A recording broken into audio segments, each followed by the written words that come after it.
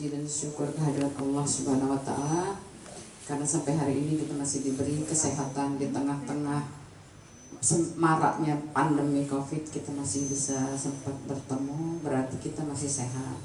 Sholawat serta salam selalu kita sanjung agungkan kepada Nabi Muhammad SAW. Mudah-mudahan terutama kita semua yang berada di acara ini, di ruang ini, mendapat syafaat dari beliau ila yaumil qiyamah. Amin ya rabbal alamin. Dalam kesempatan ini, pertama karena ini masih bulan Syawal, saya ucapkan minal aidin wal faizin, mohon maaf lahir dan batin.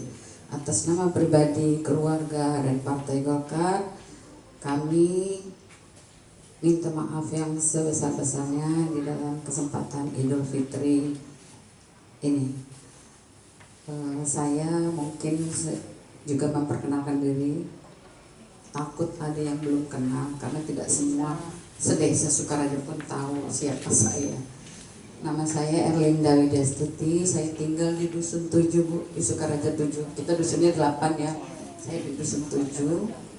Saya salah satu wakil dari Partai Golkar yang duduk di anggota DPRD Kabupaten Pesawaran dari Golkar di Kecamatan Gedong Tataan. Tinggal saya, kalau ibu tahu foto Alam Jaya, saya anaknya, menantunya. Saya di junior foto, tapi yang biasa di depan biasanya anak-anak saya di depan.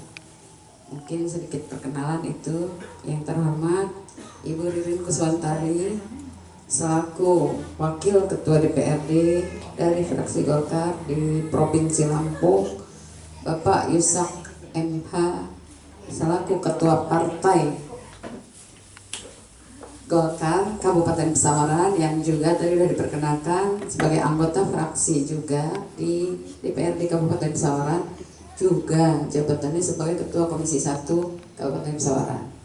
Komisi 1 itu membidangi pemerintahan, Ibu, nanti urusan desa segala macam. Kalau yang nggak jelas boleh langsung ke Komisi 1 atau melalui saya. Dalam kesempatan ini saya diberi waktu sama Ibu Ririn di acara sosialisasi peraturan daerah nomor 4 tahun 2018. Mungkin sedikit berbicara masalah COVID-19 atau COVID-19 yang biasa disebut mungkin Ibu Corona. Di sini mah Corona. Jadi mungkin maraknya berkembangnya COVID pertama itu kita dari Wuhan ya Bu, dari Cina. Mulai kedengar itu kalau nggak salah Desember 2019. Nah lama-lama juga masuklah ke Indonesia. Kita mulai terkaget-kaget setelah ternyata di Lampung juga ada terkena dampaknya. Jadi kalau apa itu sih corona, sebenarnya apa itu? Corona itu adalah sejenis virus yang ditandai dengan gejala umum, mungkin pertama kayak flu Bu ya, demam. Kalau kita udah suhu kita diukur 38 ke atas, kita harus berhati-hati seperti Bu Ririn tadi, kita periksa ke kesehatan, ke puskes, atau kita karantina mandiri di rumah Bu ya selama 14 hari. Gunanya apa? Kita menjaga supaya seandainya virus itu ada di diri kita, tidak menyebar ke keluarga kita, ke kawan-kawan kita yang kontak dengan kita, supaya pencegahan penyebaran virus corona 19 itu efektif.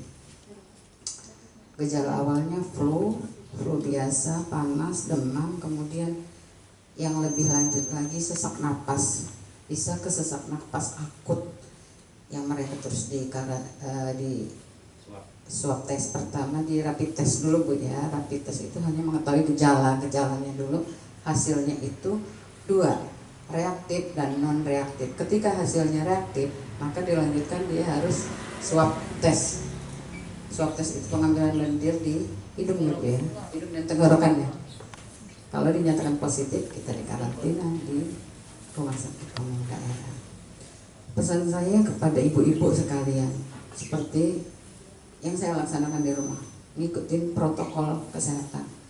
Kalau keluar, kalau nggak penting benar, jangan keluar rumah, jangan kontak dengan masyarakat banyak, tetap bertemu gini, jaga jarak. Kenapa kita tadi nggak salaman juga, salah satunya karena itu. Kemudian rajin cuci tangan pakai sabun di air mengalir ya Bu ya. Jadi dari mana-mana aja pulang langsung cuci tangan. Kalau saya praktekkan lewat belakang Bu, baju semua saya buka langsung masuk mesin cuci di belakang, masuk kamar mandi, baru ketemu sama anak sama keluarga. Salah satunya yang saya praktekkan ikutin protokol yang sangat standar untuk kita dan diri kita, untuk keluarga kita.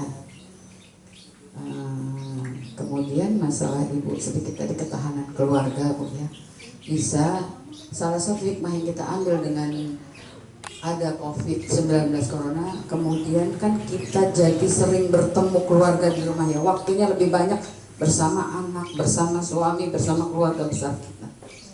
Yang tadinya ibu-ibu misalnya arisan, nggak cuma arisan, pulangnya mau mampir lah ngebakso, pulangnya mampir kemana, anak-anak juga pulang sekolah main kemana. Tapi sekarang dengan adanya COVID-19, bapaknya kerja di rumah, ibunya di rumah saja, anaknya pun sekolah ujian dari rumah, yang dengan istilah daring ya Bu ya. Jadi di situ peran ibu dituntut untuk membentuk kualitas kekokohan keluarga.